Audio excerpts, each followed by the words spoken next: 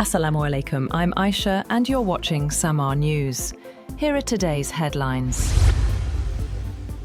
Pakistan and the International Monetary Fund have made considerable progress in talks on the latest reviews of the country's bailout programme, but have yet to reach a staff-level agreement. IMF Mission Chief Eva Petrova said in an end-of-mission statement that the IMF team and Pakistani authorities will continue discussions in the coming days, with a view to concluding the reviews. Talks assessed risks from the Middle East conflict and rising energy prices to Pakistan's economy, balance of payments, and external financing needs, as the country imports most of its fuel. The fund said program implementation under the $7 billion extended fund facility has remained broadly aligned with authorities' commitments through end February 2026. 6 vessels, including 2 fuel tankers, have been attacked in Gulf waters and the Strait of Hormuz, marking a sharp escalation in the ongoing conflict between Iran and US-Israeli forces. The assaults, involving explosive-laden boats and projectiles, have disrupted shipping in the region. 2 tankers were struck in Iraqi waters while loading fuel. Iraqi officials reported that 1 crew member died in the attack, while 25 others were rescued. Both tankers were carrying fuel products for Iraqi clients, including Basra Gas Company and the State Organization for Marketing of Oil. President Donald Trump has escalated warnings to Iran, threatening military action if any mines remain in the Strait of Hormuz, a crucial passage carrying roughly 1/5 of global oil. The US military has eliminated 16 Iranian mine-laying vessels, with Defense Secretary Pete Hegseth confirming strikes targeted ships and storage facilities. Trump said technology used against drug traffickers could permanently eliminate any vessel attempting to mine the strait. Earlier confusion over tanker escorts added to global uncertainty, as a deleted claim that a US Navy convoy had escorted a tanker was later denied by the White House.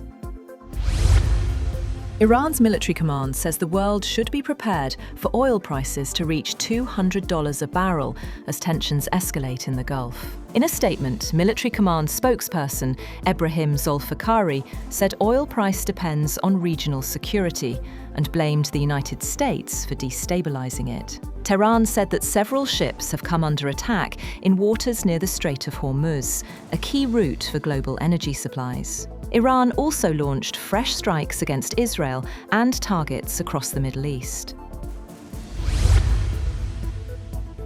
A strike on an Iranian girls' school that killed scores of children may be the result of US use of outdated targeting data. Video surfaced that experts say appears to show a US Tomahawk missile striking the area. But exactly how the tragedy unfolded has remained unclear, and the Pentagon has declined comment, saying the investigation remains ongoing. A source said officials responsible for creating targeting packages appeared to have used out-of-date intelligence. A second source confirmed that out-of-date intelligence appears to have been used.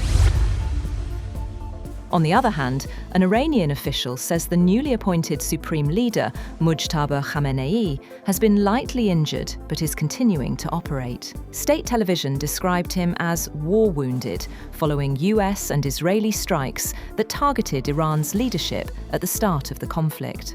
Khamenei has not appeared publicly or issued a message since his selection by a clerical assembly.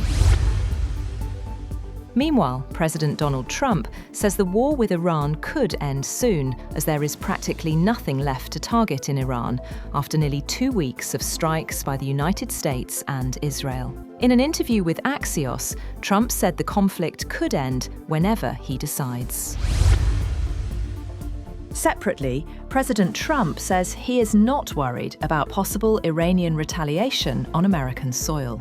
His comments come as the FBI warned police in California that Iran could launch drone attacks against targets on the US West Coast. According to an alert, Iran may attempt a surprise strike using unmanned aerial vehicles from a vessel near the US coastline. Trump also urged oil companies to continue shipping through the Strait of Hormuz, saying US forces have neutralized most Iranian naval threats. Iran says will target economic and banking interests linked to the United States and Israel in the region after an overnight strike hit a building connected to Bank Samaa in Tehran. A spokesperson for Iran's Qatam al-Anbiya military command accused the US and Israel of carrying out the attack, calling it an illegitimate action that could trigger retaliation against financial centers tied to the two countries. That's all for now. For more updates, visit www.samaa.tv. Thank you for watching Samaa News.